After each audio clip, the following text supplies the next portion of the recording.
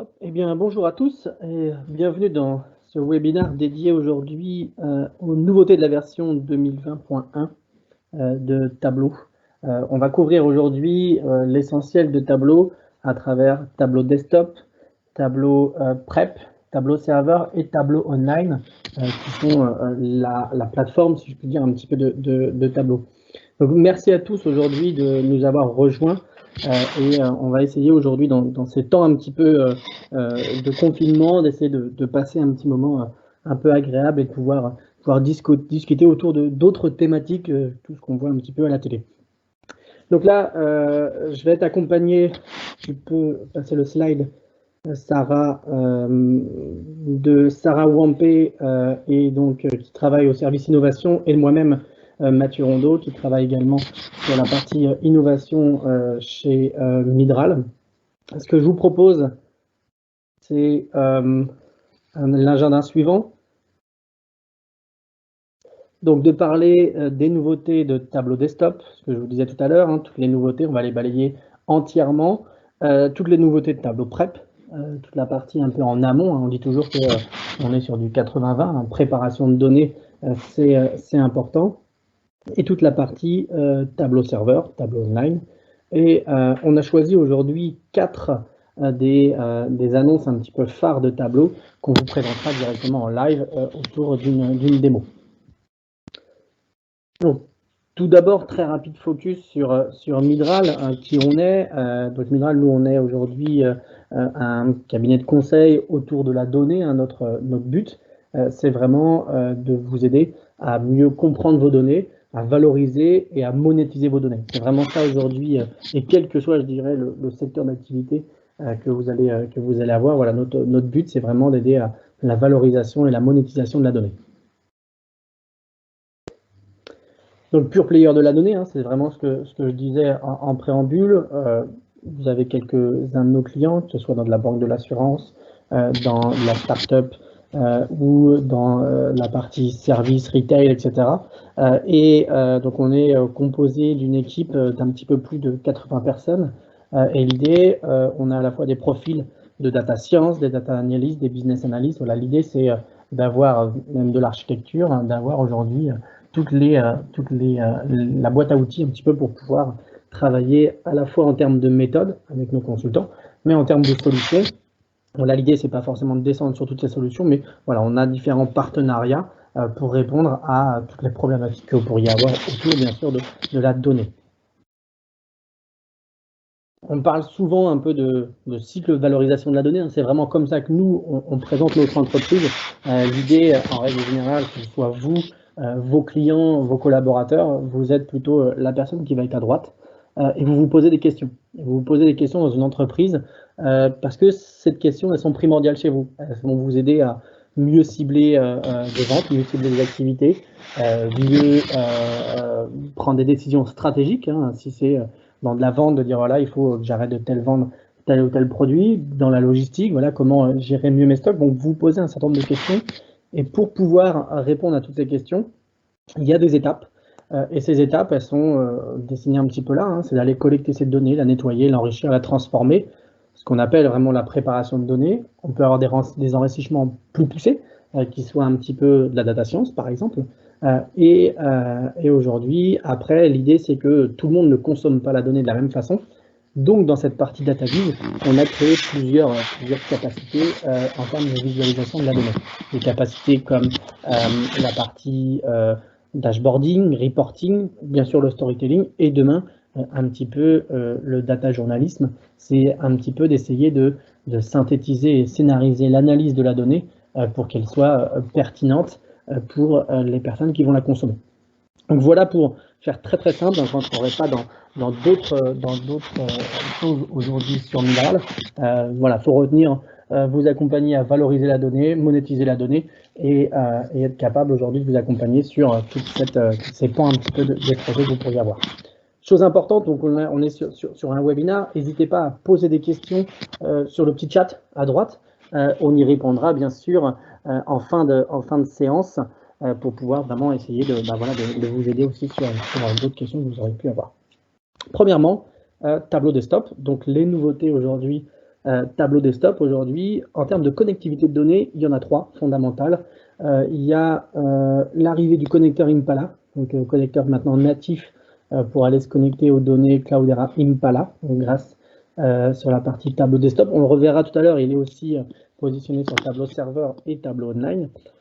Et 2 autres nouveautés où là c'est plutôt des améliorations de performance qui sont la partie Salesforce. Donc on a travaillé sur la partie API, donc modifier un petit peu le type de connexion. Et sur Snowflake aujourd'hui, hein, donc un acteur aussi majoritaire de stockage de données dans le cloud, dans lequel on est partenaire nous également, on va avoir un petit peu modifié, sécurisé pour travailler sur des authentifications un petit peu de OAuth.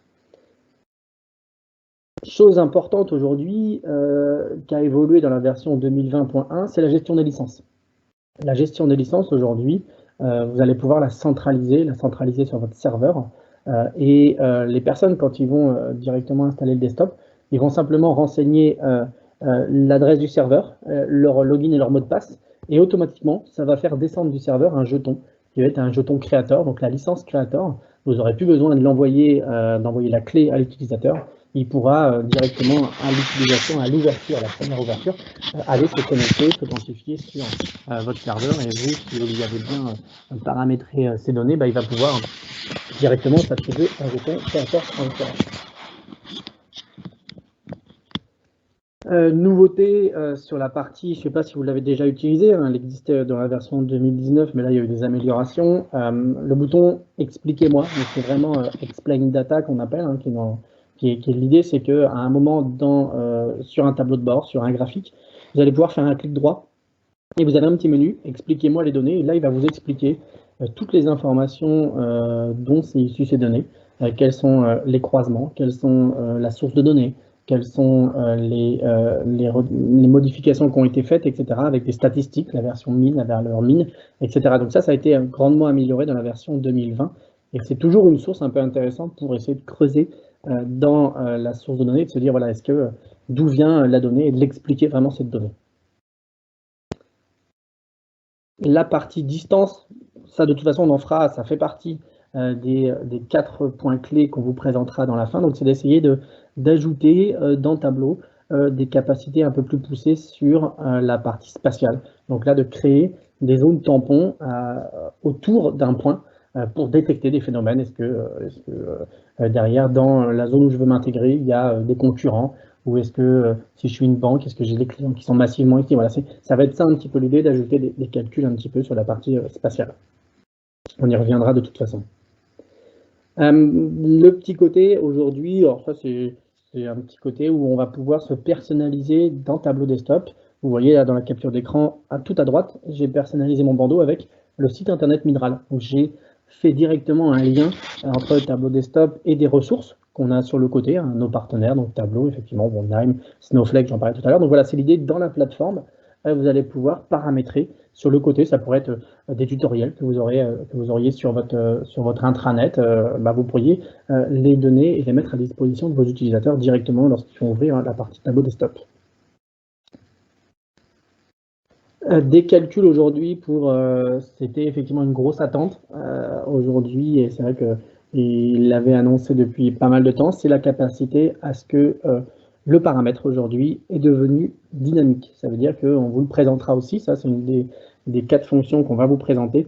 Le paramètre à l'ouverture de tableau est capable, par exemple pour une date, pour une valeur d'un nouveau client, est capable d'aller se mettre à jour directement à l'ouverture de tableau, ce qui permettra, voilà, demain, si vous le publiez sur tableau serveur ou online, d'être en capacité de se auto-alimenter par rapport à un champ, on verra tout à l'heure en détail. La partie un petit peu exporter des tableaux de bord, c'est toujours des choses sur lesquelles Tableau travaille. Il y avait eu de l'export en PowerPoint il y a quelques temps. Là, ce qui a été amélioré, c'est dans l'expérience un petit peu utilisateur sur vos tableaux de bord, de créer des boutons qui vont vous permettre de générer des exports. Donc vous avez dans les objets que vous allez toujours avoir quand vous êtes sur votre tableau de bord, vous avez un nouvel objet qui s'appelle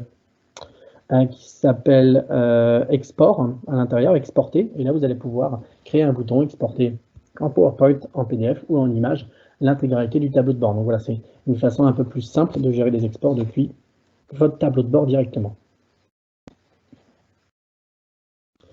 La partie animation, donc ça c'est effectivement une des choses importantes aujourd'hui, c'est pour des besoins un petit peu d'analyse de données, d'avoir cette capacité aujourd'hui d'avoir des petites animations dans le tableau. Ça permet, c'est un peu subtil des fois, vous me direz, ça peut être gadget, mais on vous le présentera aussi tout à l'heure, mais pour l'œil humain, ça a quand même un impact en disant sur un histogramme, on va pouvoir voir un commercial, un client, si on en faisait un top 10, on va pouvoir le voir évoluer dans le temps. Est-ce qu'il passe de la première à la deuxième, il remonte à la troisième, etc., etc. Donc ça va vraiment être une façon un petit peu très visuelle de pousser un peu cette analyse. Sur la partie tableau prep builder, hein, maintenant qui s'appelle directement, bon, on va retrouver des choses très identiques. La gestion des licences, donc ça je ne vais pas en reparler puisque c'est identique à la partie tableau desktop. L'intégration de plus en plus de SQL initiaux, donc on va pouvoir avoir des interactions fortes avec le produit et SQL, avec aller chercher le tableau serveur user, aller chercher le tableau serveur user full, donc c'est rapatrier le nom que la personne va se connecter sur la plateforme et d'être capable de filtrer les données par rapport, par exemple, à son nom, à son prénom, à l'application sur laquelle il est en train de travailler. Donc voilà, des interactions fortes entre SQL et des fonctions natives Tableau. Les calculs des LOD, donc ça c'est un point aussi clé qu'on vous présentera tout à l'heure, c'est la simplicité aujourd'hui. Alors les LOD, vous avez peut-être déjà un peu travaillé, c'est parfois une syntaxe, on peut le dire, je pense un petit peu, c'est parfois une syntaxe un petit peu complexe.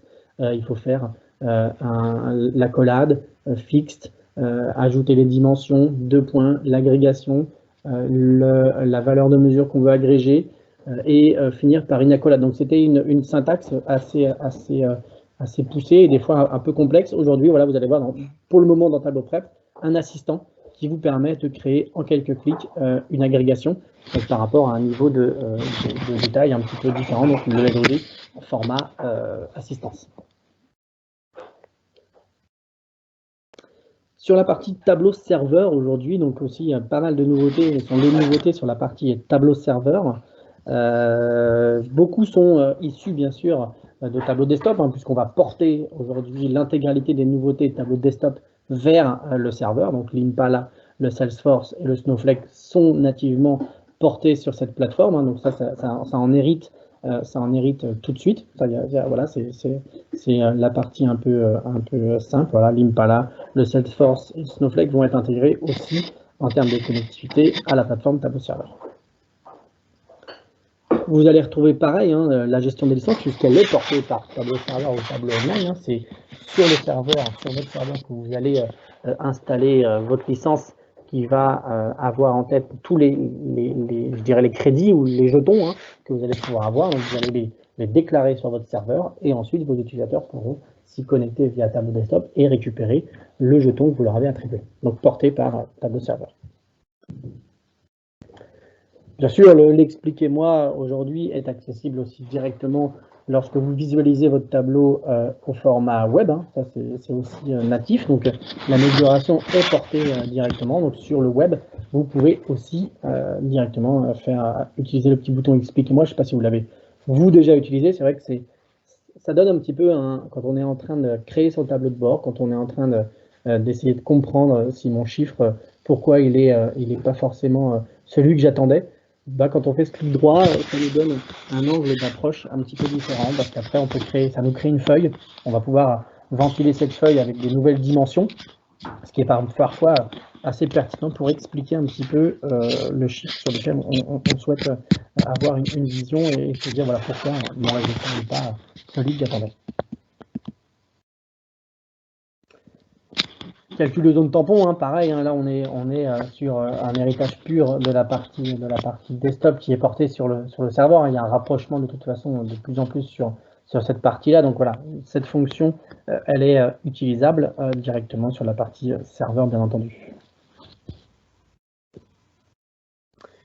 Tout comme effectivement la mise à jour des paramètres. Hein, aujourd'hui, quand vous allez publier votre graphique, votre rapport, votre dashboard sur la partie serveur, bien sûr qu'on hérite de cette fonction et le paramètre sera mis à jour directement aussi à l'ouverture de votre rapport sur tableau serveur.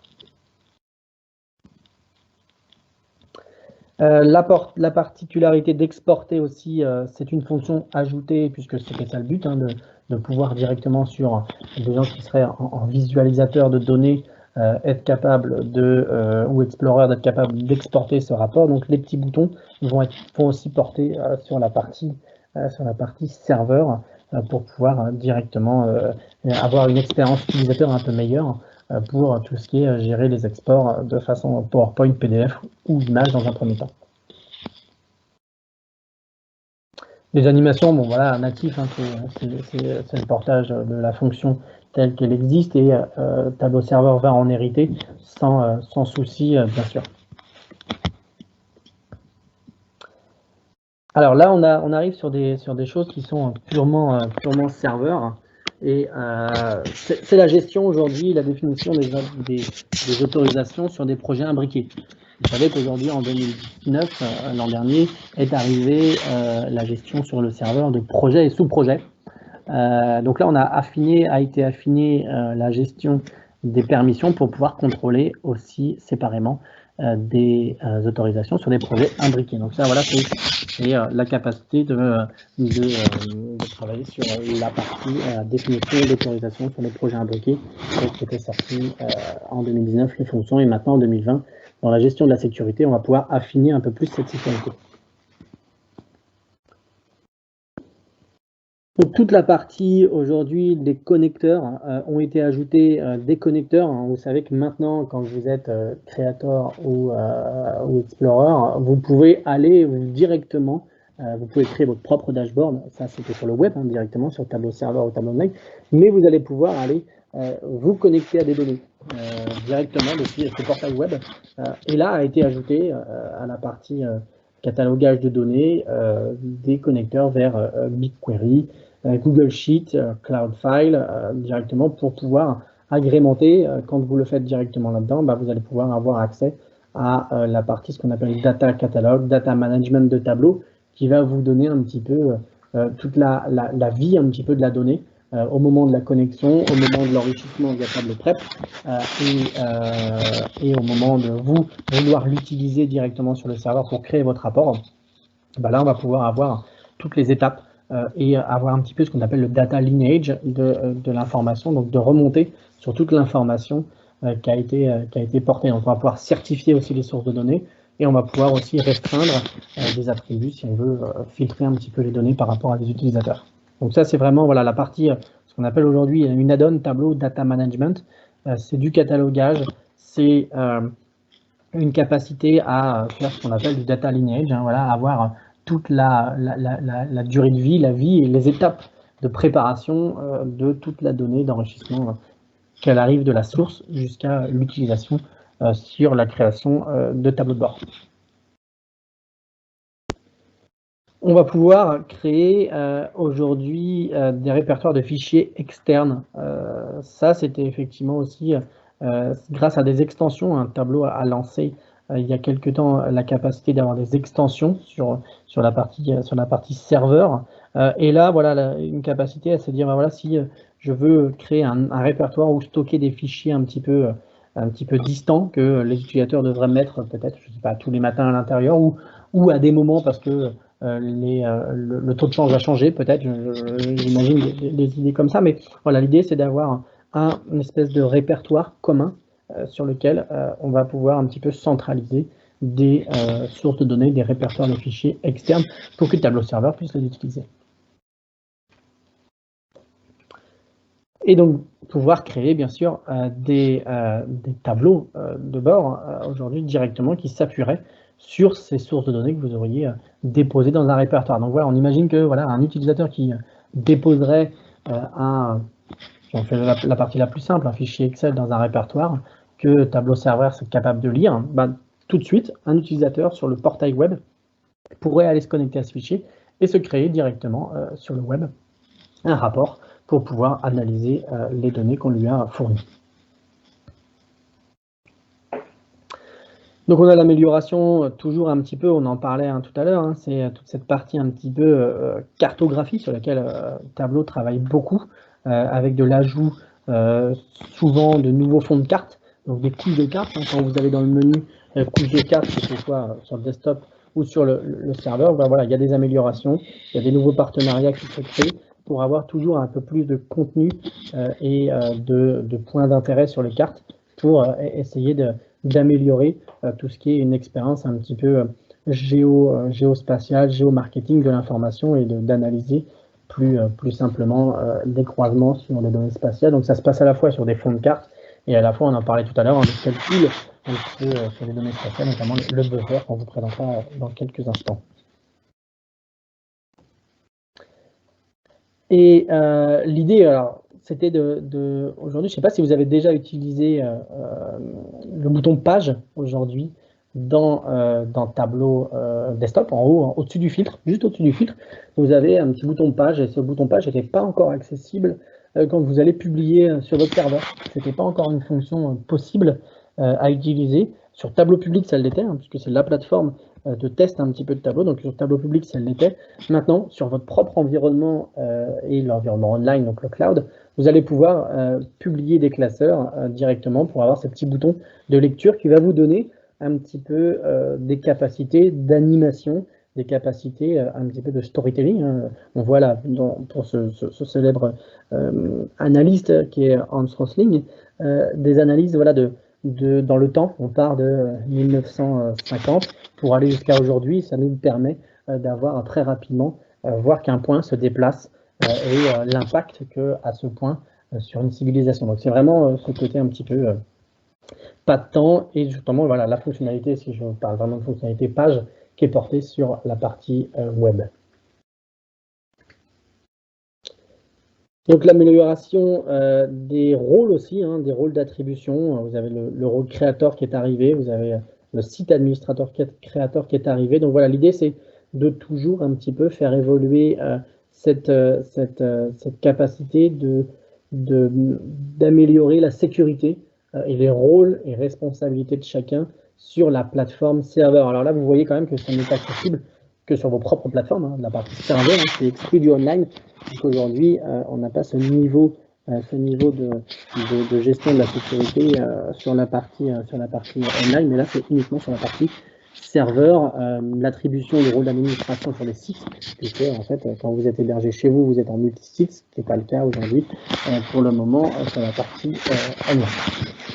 Donc voilà un petit peu tout ce qu'on pouvait dire en termes de nouvelles fonctionnalités. Donc là on a balayé l'intégralité des fonctionnalités sur la partie tableau desktop, tableau prep, tableau serveur et tableau online. Donc là, l'idée, on a choisi 4 nouveautés à vous présenter. Donc j'ai parlé tout à l'heure effectivement des animations, de la partie dynamic parameters, de la partie buffer et les LOD dans la partie prep pour un petit peu étayer ces propos en termes de nouveautés sur la partie 2020. Point 1. Et là, je vais laisser la main à Sarah qui va nous présenter un petit peu ces nouveautés. Sarah, à toi.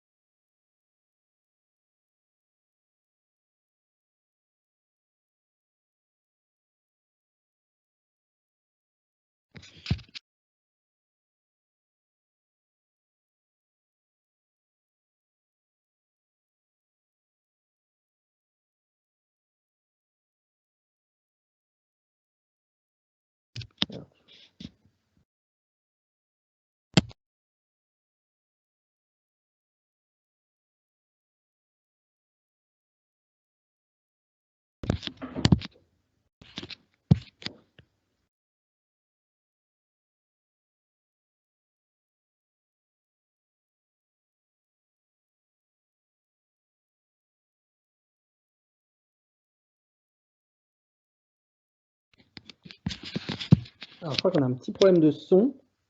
Alors, juste, parce que ça va revenir du côté de Sarah. Donc là, ce que Sarah faisait, donc c'est nous présenter une analyse des ventes aujourd'hui sur la partie donc vente par rapport à des commerciaux. Et sur ces commerciaux, on va avoir aujourd'hui ici des ventes par commerciaux, donc un top de mes commerciaux. C'est ce qu'a créé aujourd'hui Sarah directement. C'est pour nous présenter un petit peu la partie dynamique sur la partie animation à l'intérieur. Ouais, c'est Merci. revenu. Voilà, c'est revenu. C'est revenu, C'est revenu. Sarah. Vas-y, je te redonne la main. Voilà. Alors, là, j'ai pris les 2 champs qui m'intéressaient. Je vais aussi prendre la ville. On va double-cliquer sur la ville. Que je vais mettre plutôt dans filtre. Je vais prendre tout. Et ensuite, pour avoir une meilleure vue, je vais déplacer le nom, prénom dans couleur, dans les repères. J'aimerais aussi avoir la moyenne. Donc, je vais dans analyse, je clique sur ligne de moyenne. Donc là, ça nous permet d'avoir la moyenne des commerciaux par pays. Ensuite, je vais repartir dans mon tableau de bord et je vais prendre la feuille que je viens de créer.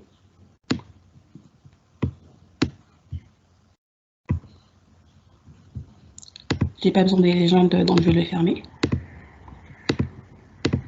Je vais ajuster mon graphique. Alors là, pour créer la visualisation animée, je vais aller dans format, puis animation. Et on voit bien qu'elle est désactivée, donc je vais l'activer. Et ensuite, j'ai la possibilité de choisir la durée. Je vais mettre par 30 secondes, 50. Donc là, je vais mettre 1 seconde, par exemple. Je ferme. Et lorsque je vais sur un point dans l'évolution des ventes, par exemple en février 2016, on voit l'animation des ventes. Au niveau des commerciaux, l'animation s'effectue automatiquement. Et pareil, lorsque je me déplace, par exemple de février, de juin 2016 à novembre 2016, on peut voir que Linda Morena, en octobre 2016, a justement été la commerciale qui a effectué le plus de ventes. Et lorsqu'on va plus loin, en février, pareil. Donc ça permet vraiment de voir les ventes par commerciaux, d'avoir une animation, une visualisation plus explicite de ces ventes et permettre au manager, par exemple, d'accès, de savoir sur quel levier travailler, axer sa campagne, sur quel pays travailler. Donc voilà pour la visualisation animée. On va passer maintenant aux paramètres dynamiques.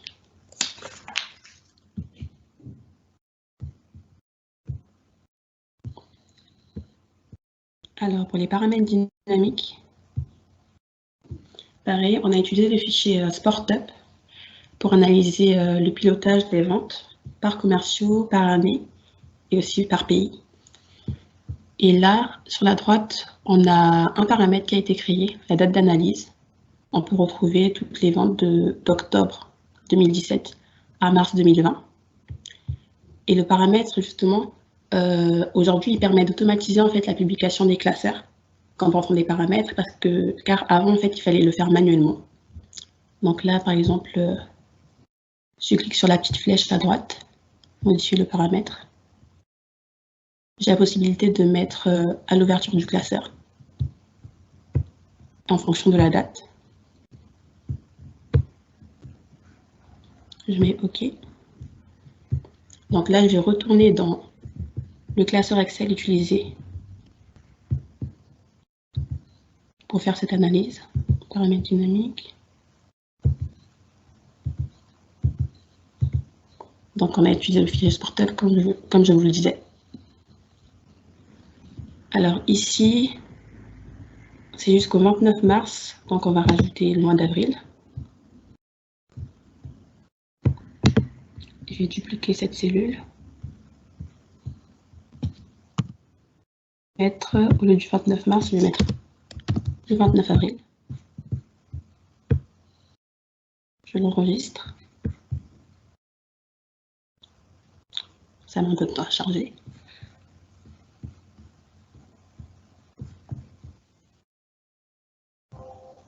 Oui, je n'ai pas fermé mon... Je n'ai pas fermé ma vise.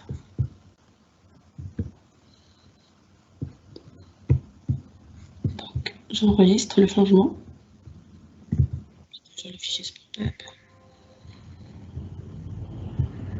Je le ferme. Ensuite, je repars dans Tableau.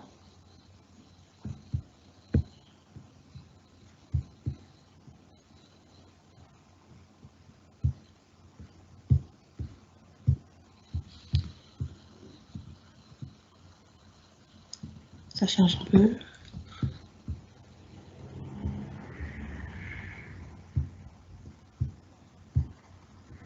Lorsque je repasse dans Tableau, je reclique sur la flèche, modifier le paramètre.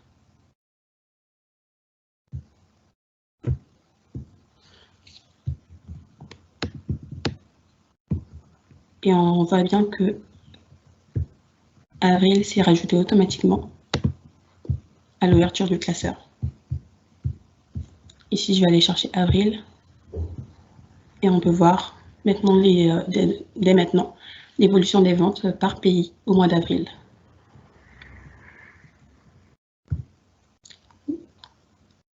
On voit vraiment que maintenant il suffit juste de définir en fait une seule fois le paramètre pour que Tableau puisse le mettre à jour automatiquement.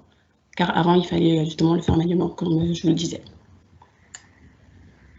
Alors, la troisième fonction, nouvelle fonction, est le buffer. Alors, le buffer est aussi appelé calcul tampon en français. Ici, nous avons un workbook qui explique en fait la façon dont on peut utiliser ce buffer. Le buffer permet de créer une limite, un peu comme une zone de chalandise, autour d'un point. Ici, on a la carte de Londres. Et en fait, chaque point gris sur la carte désigne une entreprise concurrente. En fait, on aimerait créer un nouveau pub ou bar à Londres et on aimerait savoir en fait quel est l'endroit le plus avantageux pour implanter ce pub. Les concurrents, tous les points représentent les concurrents. On fait un pub à Londres. Lorsqu'on va sur le deuxième point, les étoiles en fait représentent les propriétés commerciales. Je peux éditer si vous souhaitez. Qui est Target Location, en fait, c'est les emplacements disponibles dans lesquels je peux implanter mon pub qui respecte mon budget. Donc, si je vais dans Target Location, éditer, on peut voir les zones à partir des étoiles.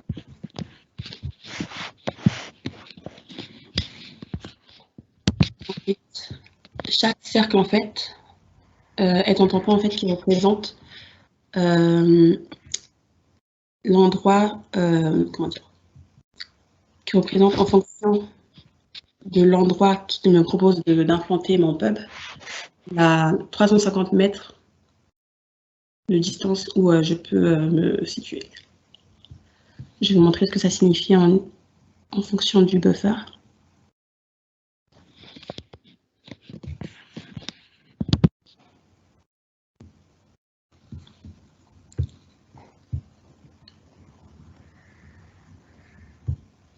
Je vais aller dans Buffer. Alors, pour calculer le buffer, je dois créer un champ calculé. Et vu qu'il est déjà créé ici, je vais aller dans Buffer Point. Je vais aller dans Modifier. Et ici, en fait, on va mon calcul. Pour calculer le buffer, j'ai besoin de la latitude et la longitude et du mètre. Là, ici, c'est... On avait choisi, comme je vous le disais tout à l'heure, 350 mètres. de distance.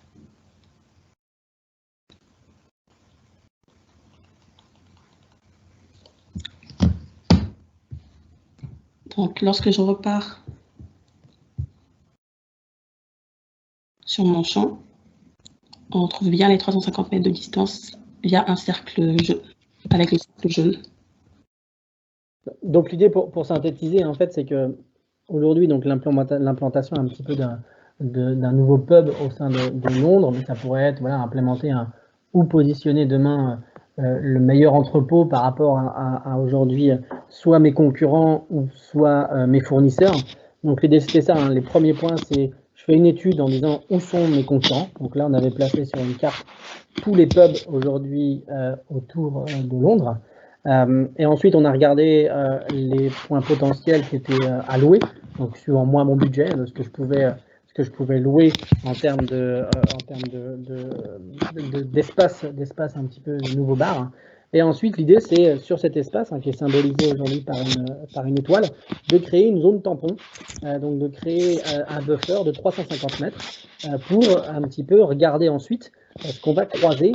On va croiser deux sources, on va faire une jointure entre la source qui est l'étude de marché que j'ai fait pour poser tous les pubs de Londres et les points que moi je peux louer potentiellement et créer aujourd'hui, si on va dans l'étape d'après, d'avoir un croisement des informations entre la zone que je vais pouvoir louer et où sont mes concurrents. Donc si on clique sur l'étape juste après, tac, ici ce qu'on va croiser, donc ça c'est le résultat final. Alors ce qu'on va pouvoir analyser, c'est de se dire ok, si vous allez tout à droite, vous voyez vers Radcliffe, vous avez dans la zone tampon de 350 mètres deux concurrents.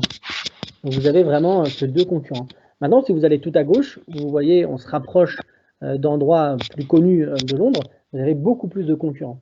Donc en fait, c'est d'ajouter aujourd'hui dans l'étude de marché qu'on est en train de faire pour implémenter un nouveau restaurant, un nouveau pub là à Londres, mais on pourrait facilement l'exploiter en disant voilà où positionner un entrepôt, où positionner mon entreprise face un petit peu à la concurrence.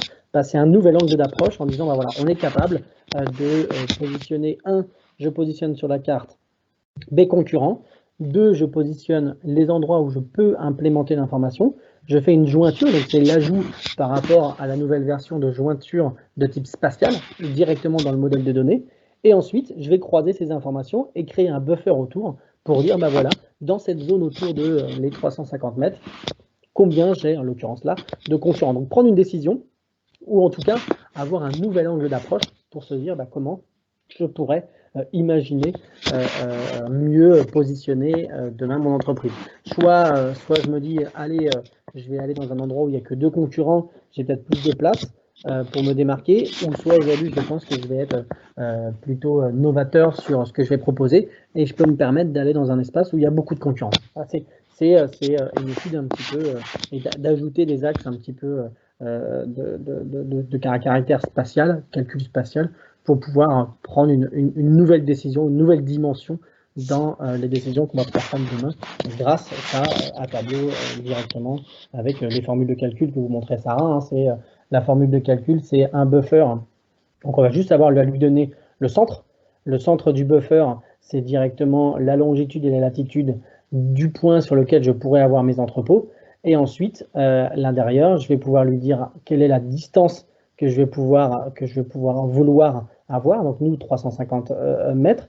Et je vais pouvoir, est-ce que c'est en kilomètres, en mètres ou en miles, par exemple. Donc voilà, c'est la distance par rapport à laquelle moi, je vais vouloir créer mon buffer pour qu'il soit le plus représentatif de mon business. Et donc, il nous reste la partie LOD sur la partie tableau prep. Merci. Alors, la partie LOD. Alors, je suis allée chercher le fichier SportUp sur tableau prep. J'ai pris les deux feuilles, les feuilles qui m'intéressaient dans commandes et commerciaux. Ensuite, j'ai effectué une jointure gauche pour les lier. Et après ça, j'ai voulu connaître en fait le total de mes ventes. Donc, j'ai créé un champ calculé que vous voyez ici. Le calcul en fait était je vais vous montrer le calcul. Je vais aller dans champ calculé, créer un champ calculé. Donc, j'ai créé le total des ventes à partir des quantités fois le prix des ventes. Ce qui m'a créé ce nouveau tableau. Ensuite, j'aimerais créer un load. Donc, je clique droit sur les 3 petits points. Je vais sur créer un champ calculé.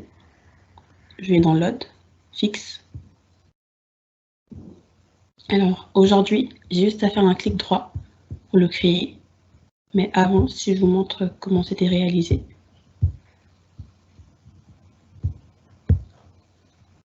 Je devais créer un champ calculé.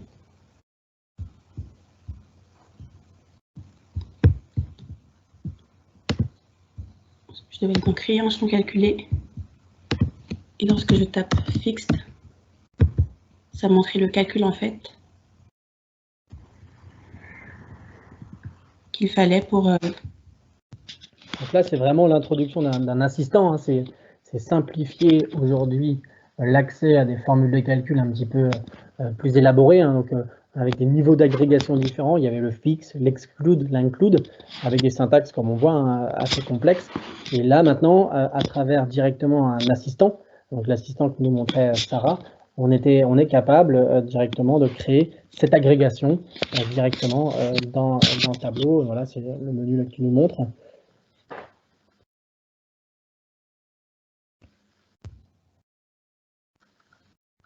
Voilà, le load fixe, par exemple, pour le moment, donc c'est cette partie-là. Donc, pour créer le load fixe, après être allé dans le champ calculé, j'aimerais créer en fait, connaître le total des ventes par ville. Donc, j'ai juste à sélectionner city, donc qui signifie ville en anglais. Et j'aimerais avoir la somme totale. Donc, je choisis somme. Et ici, on peut voir par ville la somme des ventes. Donc, on retrouve vraiment littéralement hein, la formule de calcul sur laquelle vous êtes peut-être vous familier, qui est de dire, bah voilà, c'est un load pour le moment qui est la partie fixe. Je vais sélectionner donc les dimensions. Là, ma dimension, c'est la ville. Et ensuite, je vais sélectionner le moyen d'agrégation. Donc là, tout est disponible. Vous avez la somme, la moyenne, etc. Et vous avez une première petite prévisualisation du résultat que ça pourrait donner en termes d'informations. Et après, vous n'avez plus qu'à cliquer sur terminer pour pouvoir directement continuer votre flux tableau prep, faire une sortie vers un fichier Hyper ou aller directement publier sur votre serveur online ou offline la donnée pour que vos utilisateurs puissent commencer à créer directement les tableaux de bord. Merci. Et lorsqu'on va, par exemple, on clique sur un nombre dans le load, on a la possibilité de voir en bas ce que ça signifie. Ça affiche en bleu. Là, par exemple, si je vais sur 2 997 000, on voit que ça correspond aux ventes. Attendez, je vais aller sur un autre. On voit que ça correspond aux ventes qui s'affichent en bleu de Barcelone. Et en bas, on a le tableau expliqué des ventes, total par produit et par ville. Donc on voit vraiment que cette nouvelle fonctionnalité est un gain de temps, car on n'a plus à effectuer un calcul pour effectuer un load, on a juste à effectuer un clic droit qui nous permet d'effectuer soit le load ou le classement. Donc voilà l'idée pour synthétiser un petit peu. Donc voilà ce qu'on pouvait dire sur toute la partie nouveauté des versions 2020.1 aujourd'hui qui est sortie il y a quelques mois maintenant. Et à travers voilà toutes les nouveautés plus les 4 démos qu'on vous a marqué aujourd'hui, hein, l'animation avec ce petit menu directement dans le format et cliquer sur animation et activer votre animation, toute la partie paramètres dynamiques, donc de se dire que le remplissage de mon paramètre est piloté par un champ, par une dimension que vous allez pouvoir avoir au sein de votre source de données. Et là, à chaque ouverture, Tableau va être capable d'aller scruter si une nouvelle information est aujourd'hui arrivée, ajouter des calculs de type spatial, hein, notamment la zone, on avait le mec créer des points, on avait les make points qu'on avait déjà dans la version 2019, et là l'arrivée de la partie buffer pour créer des zones de buffer et croiser des données géographiques et avoir une dimension un peu stratégique sur la partie géospatiale, donc là en l'occurrence croiser des concurrents avec un potentiel lieu sur lequel je pourrais ouvrir mon restaurant, mon bar, mais voilà, trouver des cas sur des entrepôts dans la logistique, c'est vrai que c'est beaucoup utilisé ces zones de buffer pour voir les zones de chalandise, et cette partie un petit peu LOD, donc level of detail, que vous connaissiez aujourd'hui, et là l'idée c'est toujours le tableau est plutôt ce qu'on appelle souvent un peu simple et intuitif, user-friendly, voilà, de continuer à travailler sur cette partie-là pour pouvoir aujourd'hui vous rendre accessible des calculs qui sont parfois un peu complexes. Donc, on est en 2020.1, sachez qu'on travaille déjà, nous aujourd'hui, Midral, puisqu'on est partenaire depuis un peu plus de 10 ans avec Tableau sur la 2020.2, avec effectivement un certain nombre de lots de nouveautés, notamment une nouvelle façon de modéliser la donnée directement dans Tableau Desktop. Voilà, il y a des petites choses qui vont sortir sur ces parties-là. On réalisera bien sûr un webinar pour en parler au moment de la sortie. On va peut-être vous remettre le slide sur lequel il y a nos coordonnées. Et ensuite, voir avec Sylvana si derrière, il y a eu sur le chat des questions, si vous avez des questions.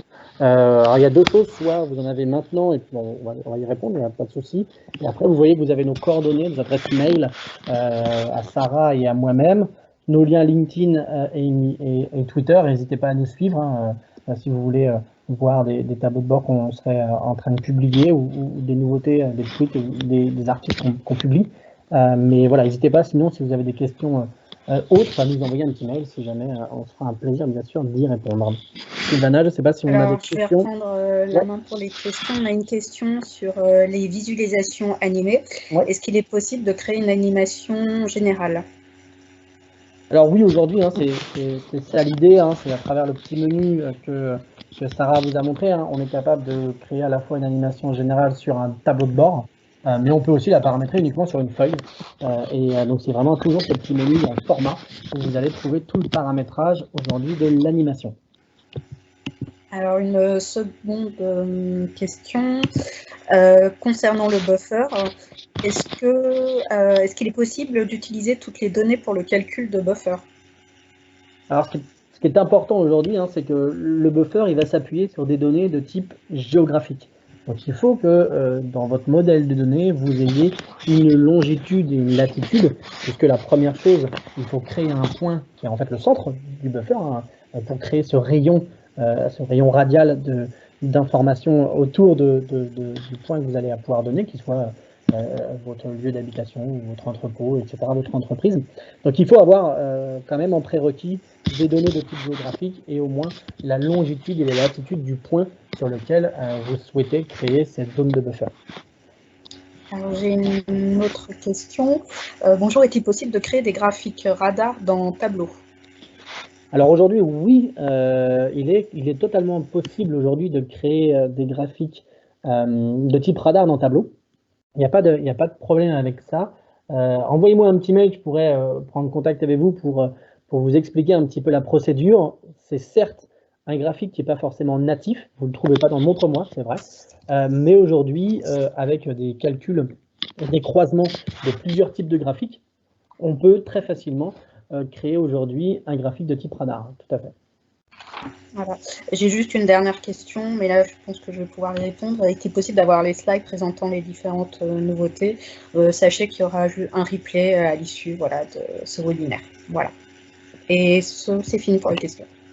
Ok, très bien. Écoutez, merci beaucoup aujourd'hui de nous avoir suivis hein, pour parler un petit peu de cette plateforme Tableau qu'aujourd'hui on utilise tous au quotidien pour pouvoir améliorer un petit peu notre activité et améliorer les analyses de données. Je vous souhaite à tous une très très bonne journée. Je sais qu'on est tous un petit peu aujourd'hui un peu confinés. J'espère que vous vous portez tous bien et prenez soin vraiment de vous. aujourd'hui et on espère bien sûr se retrouver très très bientôt. Très bonne journée à tous. Merci.